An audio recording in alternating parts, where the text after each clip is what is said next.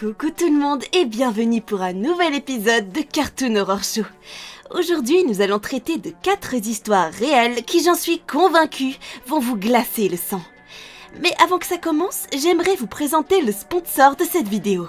Moon Market est une boutique française en ligne où vous pouvez commander des produits dans différentes catégories, que ce soit du matériel informatique jusqu'à des accessoires décoratifs pour votre maison et appartement, et tout cela à des prix vraiment très accessibles. Vous retrouverez sur Moon Market également beaucoup d'autres catégories, que ce soit du cosmétique jusqu'à des accessoires de mode. J'ai d'ailleurs récemment acheté sur Moon Market une échelle pour faire descendre ma voisine de l'arbre. Je l'avais complètement oublié. Merci à eux. Bref, Moon Market propose également différents moyens de paiement. En effet, vous pouvez payer vos articles par carte bancaire, Visa et chose inédite, ils acceptent jusqu'à 20 moyens de paiement via crypto-monnaie. Alors, convaincu? Le lien du site sera en description. Sur ce, installez-vous confortablement, éteignez vos lumières, vérifiez que vos portes soient bien fermées et c'est parti!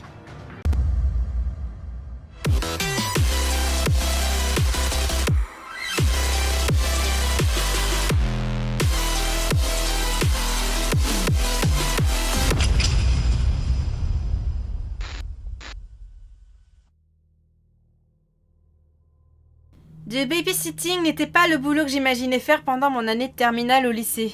Mais j'étais plutôt bien rémunérée à l'heure pour surveiller des enfants qui avaient seulement besoin d'un adulte près d'eux pendant que leurs parents étaient sortis. Je sais exactement ce que vous vous dites. Pourquoi volontairement perdre son temps à surveiller des enfants alors que tu aurais pu travailler dans la vente ou n'importe quel job à peu près convenable, n'est-ce pas ? Eh bien, comme vous pouvez l'imaginer, la majorité des enfants que j'ai gardés étaient des enfants normaux et heureux. Mais laissez-moi en venir aux enfants de ma sœur. Voilà un peu de contexte pour vous aider à mieux comprendre pourquoi je ne me vois pas avoir d'enfants d'aussitôt. Voire jamais en fait. Je suis un homme et asocial en plus. J'avais 16 ans quand ma mère m'a dit qu'il fallait que je fasse du babysitting pour ma grande sœur. Naturellement, je l'ai ignoré. Comme si ce n'était pas grand chose parce que, enfin, qu'est-ce qui pourrait bien arriver, n'est-ce pas ? Ma sœur devait partir pour un voyage d'affaires pendant 2 jours. Ce qui poussa ma mère à décider que j'étais le candidat idéal pour ce job. J'appris très rapidement que les enfants avaient faim toutes les 5 minutes, littéralement. Qu'ils n'avaient aucun respect pour le babysitter et qu'ils étaient totalement hors de contrôle quand les parents n'étaient pas là. C'était pas cool. Les enfants sont vus comme mignons, innocents et totalement purs. Pourtant, j'ai moi-même découvert à quel point certains enfants peuvent être effrayants. J'ai déjà été avec mes nièces et neveux des dizaines de fois auparavant. Alors je n'avais aucune raison de penser qu'ils étaient un peu particuliers, sans parler de la fois où j'ai surpris Nat, diminutif de Nathalie, en train d'essayer de sacrifier sa sœur au diable pour obtenir l'immortalité en mettant la main de Lux dans un mixeur. Par chance, je réussis à l'éloigner du blender avant qu'elle puisse le mettre en route. Cela faisait moins de 20 minutes que je l'ai surveillé lorsque cet incident arriva. Avance rapide jusqu'à ce premier après-midi. Les enfants jouaient dans la salle de jeu, alors je décidai de regarder la télévision avant de faire mes devoirs. Je regardais une comédie lorsque Mike coupa le côté de mon cou avec des ciseaux. Ils avaient dessiné un pentagramme sur le sol avec du ketchup, chanté quelque chose dans une langue que je n'avais pas reconnue et qu'ils avaient probablement inventé, et avaient enfermé Jay dans le sous-sol. Tony était un bon garçon, et il m'expliqua que Mike essayait d'invoquer un démon, quelqu'un proche du diable pour qu'il puisse échanger l'âme de Jay contre l'immortalité. Mike, en colère, râla contre moi lorsque son plan échoua.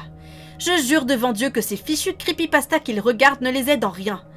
C'est à ce moment que j'appris leur obsession folle pour les vampires. Le besoin d'être immortel et d'essayer de prélever le sang des gens était une manière pour eux de satisfaire leur besoin d'être comme les personnages de livres ou de films. Ces gamins essayaient réellement de trouver différentes façons de devenir immortels, sans avoir à rester aussi petits pour l'éternité. Je ne trouvais pas ça très sain. Je ne comprends toujours pas comment Internet ou les films d'horreur ont pu déclencher ça pendant que leurs parents avaient le dos tourné. Mais honnêtement, j'ai encore peur de ce qui aurait pu se passer. C'était surtout l'aînée. Elle avait une mauvaise influence sur ses frères et sœurs. Elle était à l'origine de tout ce qu'il se passa la 2e nuit.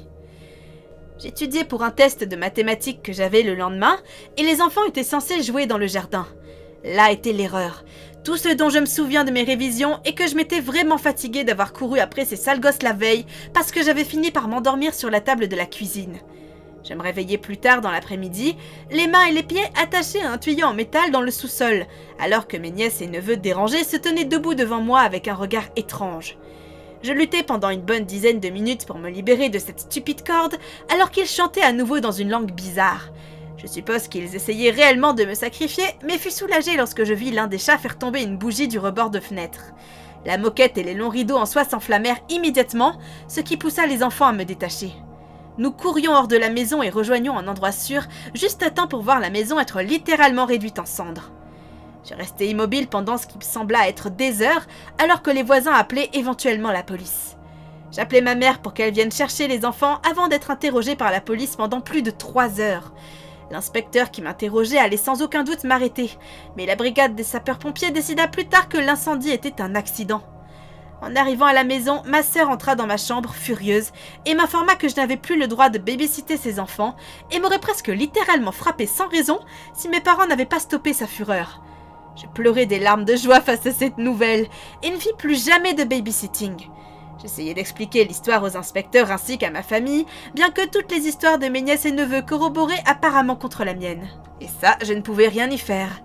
Inutile de dire que je ne rendis plus jamais visite à leur famille, parce que j'en avais été interdit, mais également par choix. D'après ce que j'ai entendu, Nathalie et les autres enfants se lassèrent tour à tour de leur phase vampire une fois au collège, et commencèrent à avoir des intérêts moins flippants et dangereux. J'ai 28 ans maintenant, et je vis incroyablement loin de ma famille. Je suis mariée à la plus merveilleuse des femmes, et pourtant je refuse encore de penser à avoir des enfants. On ne sait jamais dans quoi ils vont s'embarquer. J'ai vécu beaucoup de choses effrayantes, mais je pense sincèrement que celle-ci est la plus effrayante de toutes. C'était en octobre 2015. Ma sœur allait accoucher, et je gardais son fils qui avait 9 ans à l'époque. Voilà ce qui se produisit lors de ma 2e nuit là-bas.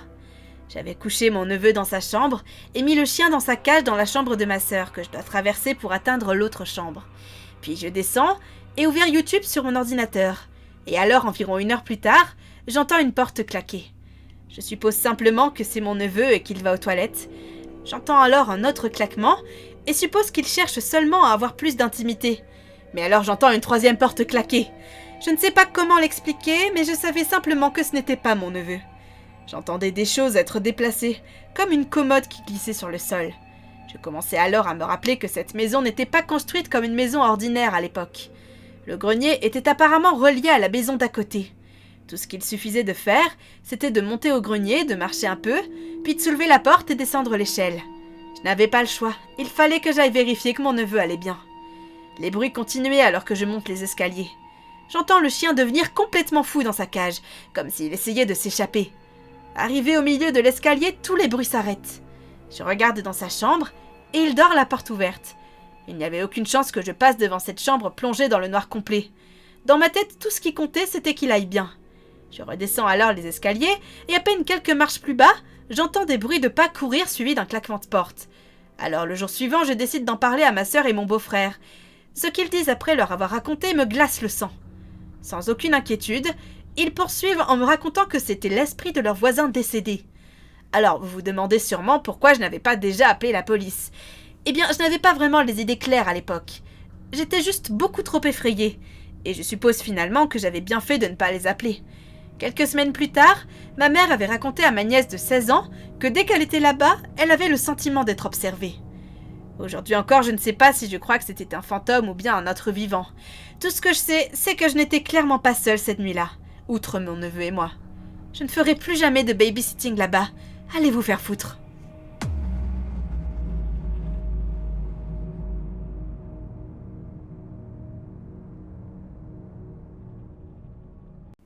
Je crois que je n'avais que 13 ans lorsque ça arriva.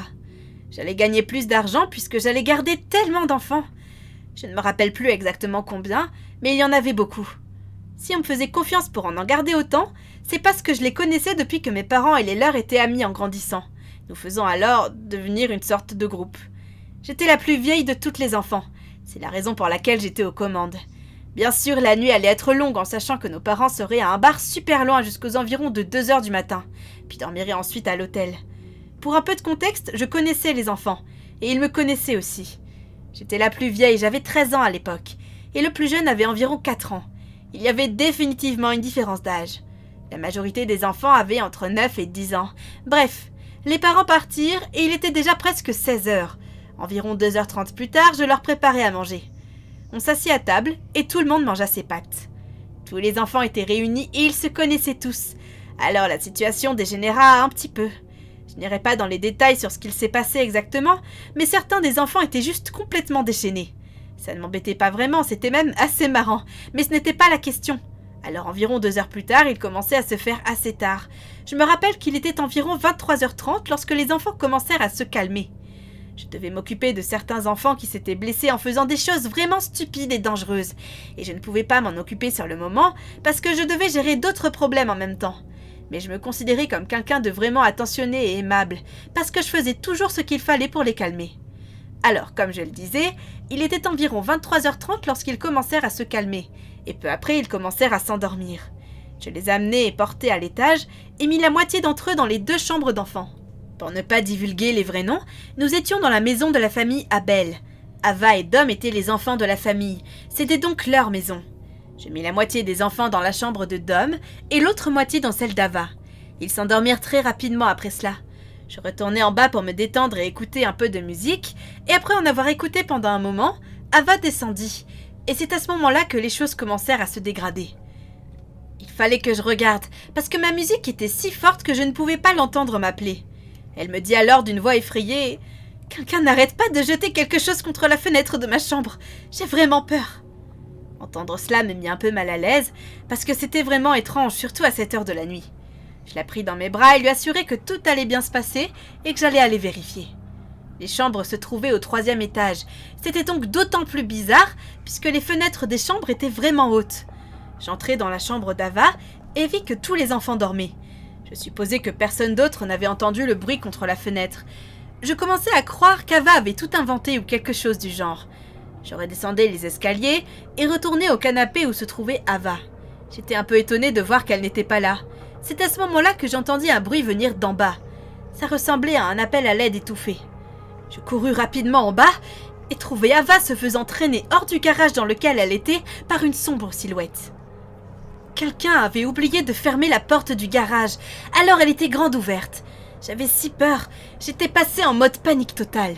Je retournai alors à l'intérieur pour trouver une arme ou quelque chose pour pouvoir me défendre rapidement. Je trouvais ce truc qui ressemblait à une lance et qu'on utilisait pour les feux de cheminée et pour bouger le bois. Je l'attrapai puis courus dehors à la recherche d'Ava. J'aperçus alors Ava et cette silhouette sombre qui emmenait Ava dans l'arrière-bois. Je frappai alors la silhouette derrière le genou, manquant de peu de la poignarder avec le côté coupant de l'outil. La silhouette s'écroula et laissa un cri de douleur s'échapper. J'en profitai pour attraper Ava et la porter pratiquement jusqu'à la maison. Comme une idiote, j'avais laissé mon arme dehors. J'étais si paniquée que je n'avais pas eu le temps d'y penser. Ma priorité, c'était Ava.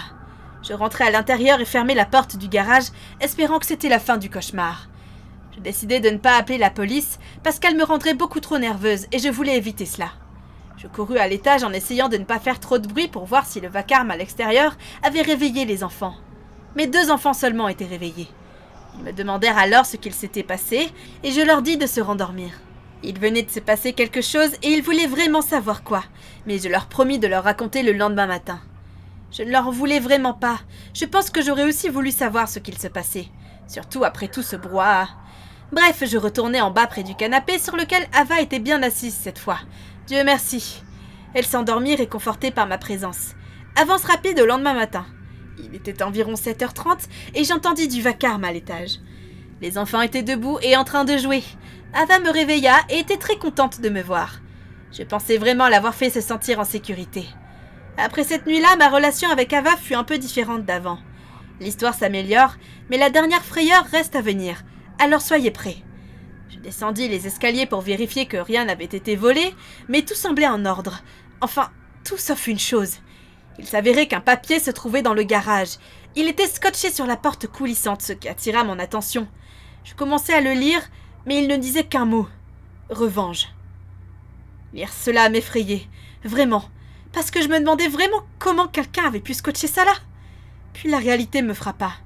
Quelqu'un était rentré après que la porte du garage ait été fermée, alors que je nous croyais en sécurité. Je n'ai pas raconté cette histoire à Ava, parce que je ne veux pas qu'elle se sente plus effrayée ou menacée qu'elle ne se le sent déjà. Quelques questions restent toujours en suspens. Qui a fait ça? Pourquoi avoir ciblé cette maison en particulier? Et enfin et surtout, pourquoi l'intrus avait-il spécifiquement choisi essayer de kidnapper Ava parmi tous les enfants présents? Pourquoi elle en particulier? Je sais que ces questions n'auront probablement jamais de réponse, mais le simple fait d'y penser me fait froid dans le dos. Je suis une fille de 15 ans. Tout commença il y a quelques mois, alors que je commençais mon tout premier jour en tant que babysitter. Gardez à l'esprit que je faisais du babysitting les dimanches, lundis et mardis. Les personnes dont je gardais les enfants ne vivaient même pas si loin de chez moi. Leur maison était à environ un pâté de maison de la mienne. Alors, vous devinez sûrement que j'allais au boulot en marchant. J'ai toujours été quelqu'un de très prudent et aussi de très paranoïaque. Gardez aussi cela à l'esprit. Ça arriva pour la première fois au bout d'1 mois de boulot. Un jour, après mon babysitting, je marchais simplement jusqu'à la maison d'une amie à quelques pâtés de maison de là. Et alors que je marchais, j'entendis quelqu'un derrière moi. Je devrais aussi mentionner le fait que je parlais avec mon amie sur Snapchat pour lui dire combien de temps il me restait avant d'arriver. Bref, j'entendis quelqu'un derrière moi, alors je me retournai et vois ce gars en vélo juste derrière moi.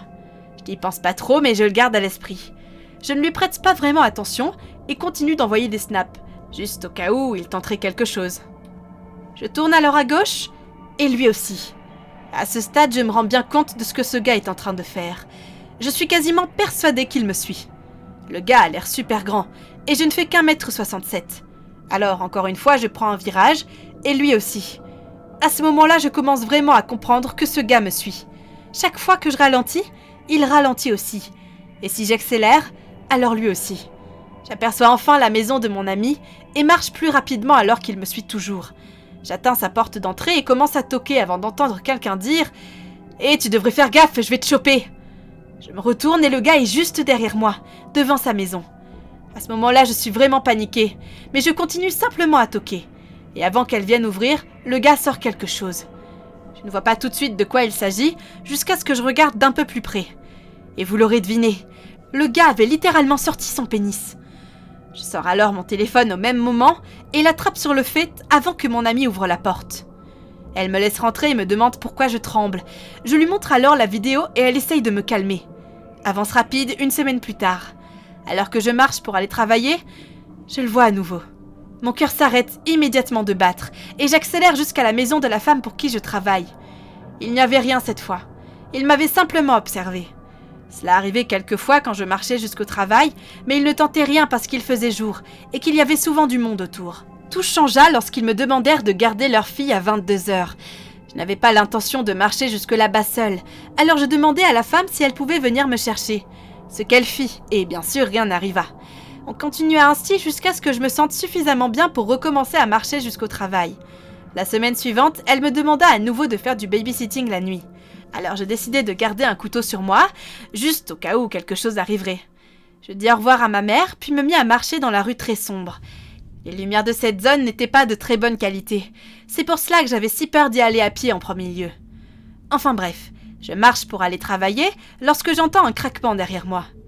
Mon corps se crispe alors immédiatement. Je sais que quelqu'un est là, mais je redoute vraiment de penser que c'est lui. Je décide de ne pas me retourner, mais de simplement accélérer le pas. Pendant quelques minutes, je n'entends rien du tout. Mais je me retourne et il est là, putain. Je ne dis pas un mot et me précipite directement vers leur maison. Je leur raconte ce qu'il vient de se passer et ils me disent de ne pas m'inquiéter et qu'ils n'allaient rien faire, puis me laissent à mon babysitting. Avance rapide au 2e jour. Je marche jusqu'au travail et il ne se passe rien cette fois. Je vérifie tout autour de moi comme une folle, mais il n'y a personne. Je me tourne alors pour toquer à leur porte et du coin de l'œil, je vois du mouvement. Je regarde et aperçois ce gars penché derrière des poubelles. Mon cœur s'emballe. Je frappe alors plus fort à la porte et le vois du coin de l'œil m'observer. Il ne savait sûrement même pas que je l'avais vu, mais c'était le cas. Avance rapide le jour suivant et la marche jusqu'au travail n'a rien de spécial. Je ne l'ai pas vu, mais le chemin du retour est une toute autre histoire. Je suis sur le chemin du retour, je crois qu'il est environ midi. J'envoie un message à ma mère pour lui dire que je rentre et elle me demande de m'arrêter à l'épicerie. L'épicerie se trouve juste en face de la maison où je babysit, alors ce n'était pas très grave. Mais ce type bizarre me suit en faisant des bruits d'enfant et en répétant sans cesse des choses vraiment étranges comme « je t'aime ». J'entre dans l'épicerie et le type s'arrête juste devant la porte. À ce moment-là, je commence à vraiment m'énerver et raconte au caissier ce qu'il se passe. Il observe alors le gars 1 minute et lui demande de partir. Le gars répond alors qu'il est venu acheter quelque chose, mais il lui demande quand même de partir. Mais il ne bouge pas et reste là debout. C'est alors que je lui demande « Pourquoi tu me suis ?» Ce à quoi il répond « Je ne te suis pas ». Je dis alors « Non, évidemment que non !» Puis il fait simplement la queue, achète mes trucs et sort de l'épicerie. Le gars a l'audace de continuer de me suivre, tout en faisant des bruits de bisous et en répétant « Je t'aime » à en mourir. Je suis tellement énervée à ce moment-là que je me retourne pour dire d'un ton très menaçant « Écoute, va te faire foutre, pauvre taré, laisse-moi tranquille, putain !» Cela n'a bien évidemment aucun effet sur le gars et il continue simplement de répéter la même merde. Je lui dis alors « Écoute, je sais où t'habites et je vais tout raconter à ta mère !» Parce que je l'ai vraiment vu sortir des appartements près de l'épicerie. Bref, il se fiche complètement de ce que je lui dis et il me fixe droit dans les yeux sans relâche.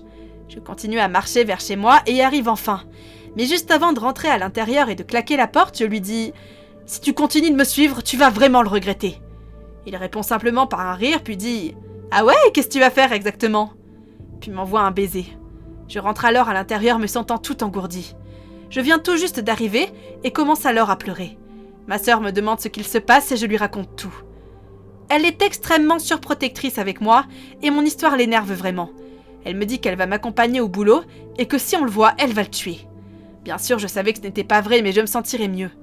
Tout cela s'est passé la semaine dernière et aujourd'hui, dans quelques heures, je dois retourner faire du babysitting.